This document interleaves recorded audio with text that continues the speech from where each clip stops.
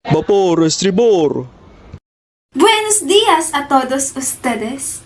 Kay bagal-bagal, ang kupad-kupad, usad pagong. Wala na bang ibibilis itong pabor?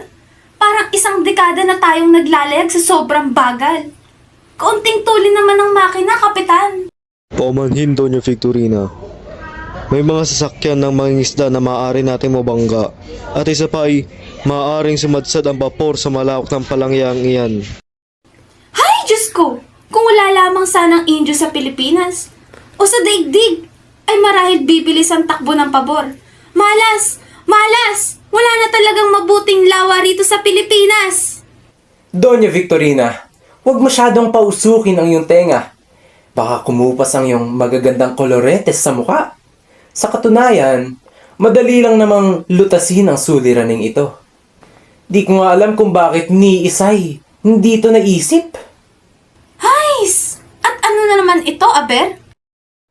Simple lang naman ang aking mungkahi. Gumawa sana ng isang kanal na papasukan ng ilog hanggang sa paglabas at pararaanin sa Maynila. Lilikha ito ng bagong ilog sa pamamagitan ng paggawa ng kanal at sarahan ng dating ilog Pasig. Sa ganitong paraan, hindi maaaksaya ang lupa at iikli pa nga ang oras ng paglalakbay. Isang panukalang Yankee. Simple? Don Simon, ipagpaumanhin ninyo kung ako'y tututol sa inyong mungkahi. Malaking salapi ang gugulgulin. At saan tayo kukuha ng salaping ipambabayad sa mga manggagawa? At sino namang nagsabing pasasahurin ng mga manggagawa? Isa pa'y sa pilitang pagtatrabahuhin ang mga bilanggo, bihag, matatanda, at mga binata na batang lalaki. Subalit, ang iyong mungkahi ay maaari magdulot ng himagsikan. Himagsikan? Naghimagsik ba ang mga taga-Ehipto nang buuin nila ang mga piramide? Eh ang mga bilanggong Hudyo laban kay Tito, sila ba ay nag-alsa? Ang isang edukadong tao na katulad ninyo ay ganito pala kahina pagdating sa kasaysayan. Ngunit, hindi taga-Ehipto ni Hudyo ang inyong katapat. Isang tigre kung magalit ang mga Pilipino, lalong-lalo na nung sapilitan silang pinagawa. Don Custodio, malayo na ang panahong iyong tinutukoy.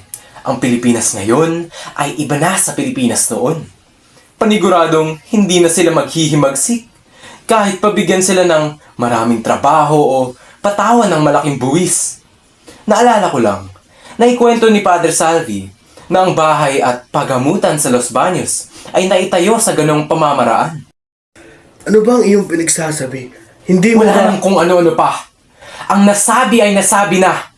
At kayo, Padre Sibilia, huwag ninyong subukang magsalita ng mga kabalbalan. Ano naman ang kabuluhan ninyong mga praile kung ang bayan ay maghihimagsik? Siguradong mayroong masamang may bubunga mungkahi ni Simon, sapagkat hindi mo na ito isinangguni sa mga taong matagal na naninirahan sa Pilipinas. Kung sa bagay, ikaw naman, Don Custodio, ano naman ang inyong panukala? Kung sa tutuusin, ay mas mainam pa ang aking mungkahi. Nais kong pag-alagain ng itik ang mga taong naninirahan malapit sa ilog. Ang mga itik ay kakain ng suso kasama ng buhangin sa ilalim ng lawa, na kung makukuha ay mas mapapalalim pa ang tubig at mapapabuti ang takbo ng vapor. Naku, Don Custodio, kung maraming mag-aalaga ng itik, ay dadami na rin ang balot. Puy, kakasuka, kakapandiri, tabunan na sana ang lawa. Vapor, estribor.